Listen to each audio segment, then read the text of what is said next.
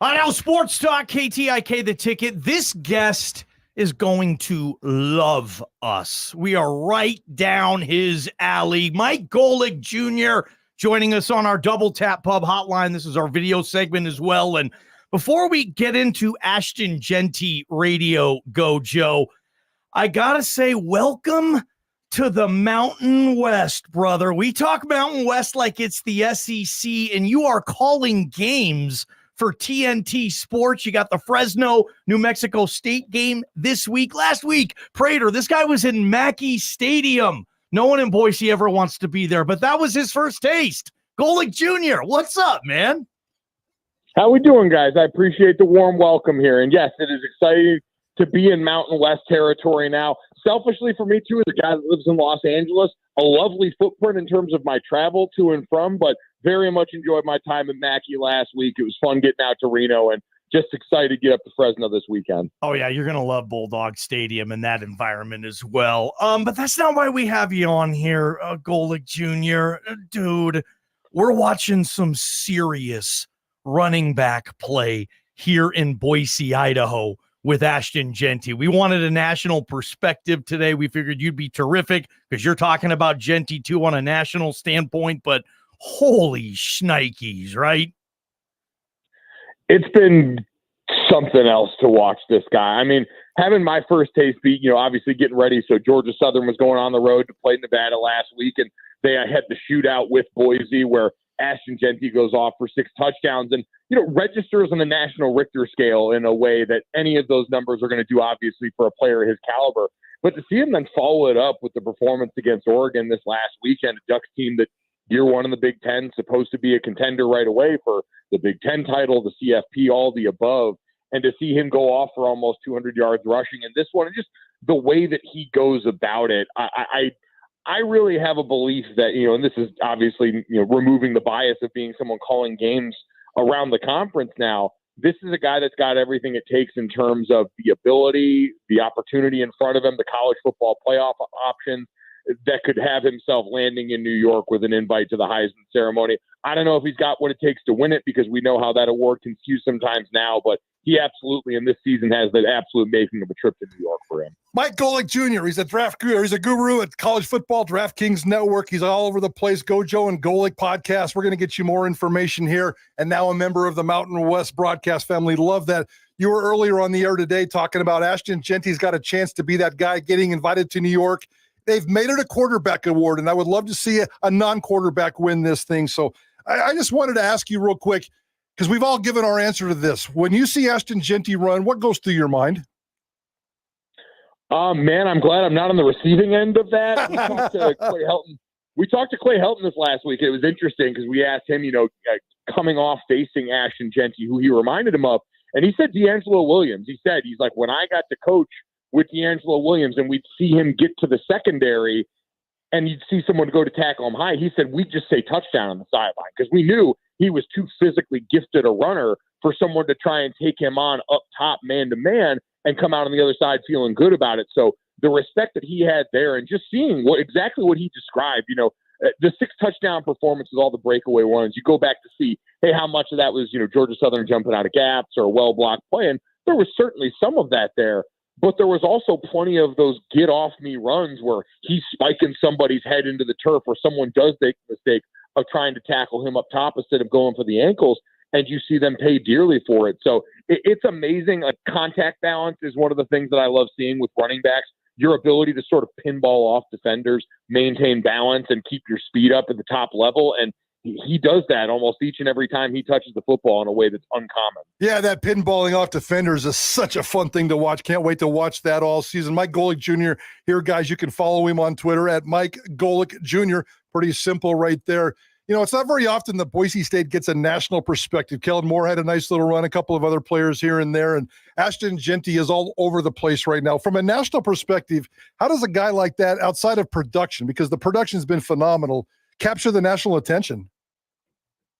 Well, I think, and this is another interesting thing that we talked about, I think that game against Oregon is going to go a long way. Like coming out with the opening stanza the first 2 weeks of the season when the attention is as a fever pitch on the sport as possible. We haven't had football for so long. Everyone's dying for it. One of the things Clay said to us, we're like, what does a group of 5 team in general have to do to get more of the discussion, to be in the college football playoff discussion? He said, you have to do special things. And in his mind, that was, hey, you've got to schedule tough games like this to make that register on the national scale. And for Boise, it's twofold. One, they're a team that's a favorite to win the Mountain West, and thus being the highest ranked potentially Group of 5 champion gives you that pathway to the college football playoff. So if you're involved in those conversations and you've got a matchup that people are going to put eyes on, especially, scouts, people that love to see best on best, Ashton Jeanty going up against a bunch of guys in Oregon that were 4- and 5-star prospects that are going to be pro prospects later on, to have that tape there as early in the season during these out-of-conference matchups where a lot of people from a national perspective will write off the Group of 5 teams, these smaller schools that are taking sometimes these paycheck games. When you can go out there and drop the hammer like that, I think that's enough early on. And then I do think this is one of the areas where the expanded playoff, which is about money and is about getting more SEC and Big Ten teams in overall, I'll concede that. But because we've still got the qualifier in there for the highest ranked Group of 5 champion, and that means a team like Boise State, provided they keep handling business, is going to keep getting discussed. That keeps him top of mind because he's going to be the one name association with this team when people talk about it on those big time college football shows as we get into October and November. And so I think he's laid the groundwork already, and I think the rest there is now there structurally for him this season. Mike Golic Jr. with us. See him on DraftKings, Gojo and Golic, and a lot of people in Boise going to be watching that Fresno State game Saturday night on True TV, 8:30. Mike Golic Jr. on the call as part of TNT Sports' new play-by-play teams. Can't wait for that. And I want to throw something in here too, Junior, and the G5 not ever being able to have a Heisman winner. And I get sometimes why in the different level, the separation seems further now than it has ever been. And we talk mostly G5 on this show because of Boise, Idaho. But social media, Saturday night is like the Ashton Jeanty social media takeover. His runs are everywhere. Everybody retweeting him. If a G5 can win or get close to winning a Heisman, this social media stuff helps too. It says most outstanding player on the trophy, right? Some of these runs certainly outstanding. Is that going to help?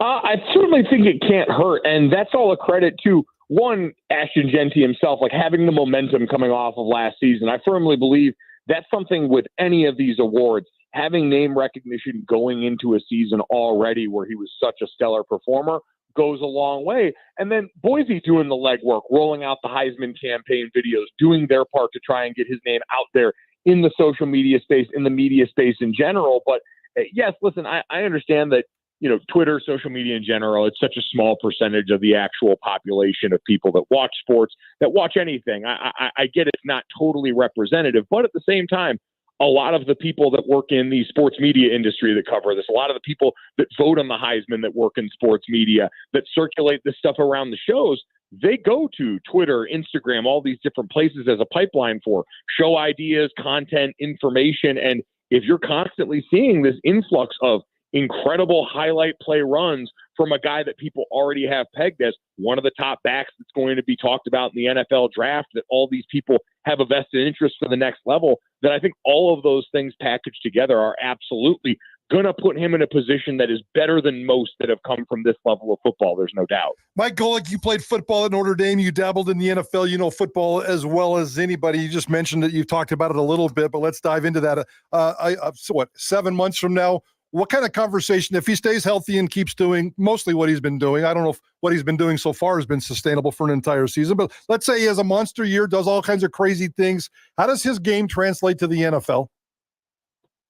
I think incredibly well. I think that was one of the things, one of the plays I sort of stopped and gasped watching back the Oregon game was that breakaway run where, yeah, listen, at the front level, there were some guys out of position. Big runs like that tend to happen when you've got a defender overrun or something like that.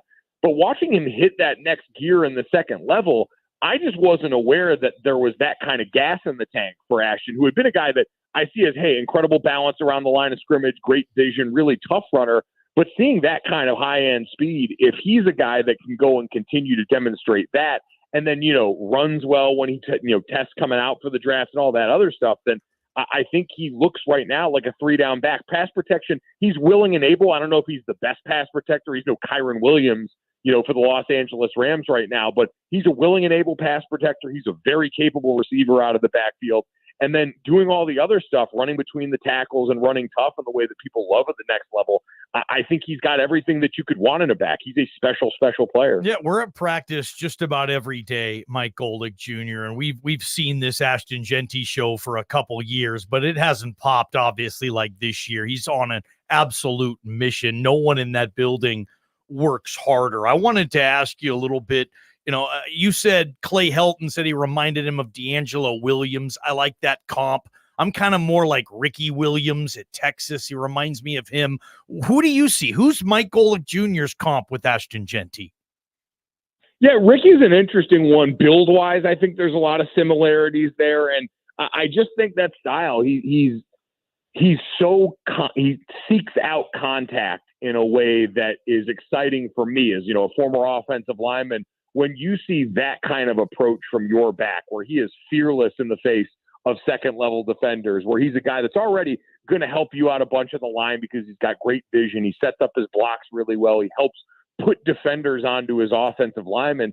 To then see that tone set at the second level, you're right. Ricky is one of the guys that always comes to mind when you think of a back that linebackers and safeties had to live in fear of. And that's a pretty rare thing, but I think he's got it. Gojo, you going to be at Boise State at Notre Dame next year in 2025. I know that's like forever away, but that is a massive deal for the folks in Boise that they get to go there. No, I hope I'll have the chance to be there, calling games. I haven't gotten to get back for a home game in a while, but it would be a fun one to get there. And certainly, like you said, excited for Boise, who's been one of the premier names in college football for a long time, to have a program like that coming to South Bend, two teams so rich in, tradition and history. And to get that opportunity, I think part of the joy of college football is so many of these stadium environments are so unique. You mentioned, got to go to Mackey last week and take in a new game day experience, see what makes everybody tick there. And, selfishly, as someone that loves Notre Dame, I'm excited for the team at Boise State and the fans to get to come out and experience South Bend. And hopefully they have an enjoyable time. I can't say I'd be rooting for them, but I definitely want everyone to have a good time. And I know they're going to bring their A game. Like, that's one of those where, during my time at Notre Dame, they lost to Northern Illinois this last weekend. There were plenty of games I've played in where we lost to opponents that talent-wise we should not have lost to, because we looked on the tape and we didn't see, this team isn't as big, fast, strong as us.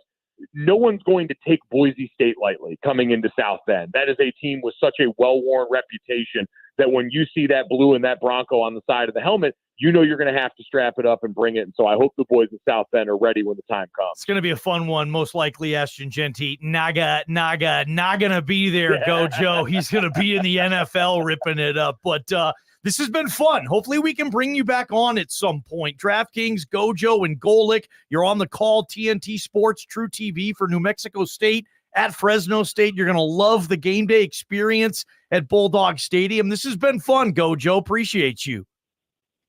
Appreciate you guys having me. Definitely would love to come back anytime. Great stuff, man. There's Mike Golic Jr., KTIK, the ticket, and getting a national perspective on Ashton Jeanty. Prater. That guy has fun with his job. He has fun with life, and what a cool deal. So with the football, the family, and everything that he does now, and gets to goof around like the rest of us do. So I appreciate his time. That was fun, ball game. That was really fun, man. Appreciate you booking him. One down, two to go, baby. Yeah, Adam Rittenberg, senior writer for ESPN.com, and Ralph Russo, Mr. Associated Press Top 25. College football editor, college football reporter, runs the Top 25 poll. From New York City. We're going to talk to both those guys in the next couple of hours. We're going to hop into the DeLorean. I love my time machine talk, because we're going to find out how Ashton Jeanty described himself the day he signed with Boise State. Why? Well, we have the tape. We're going to go back in time and play a Jeanty clip when he was still in high school. You're going to love it. It's Prater on the Ball Game, KTIK, the ticket. Idaho Sports Talk with Prater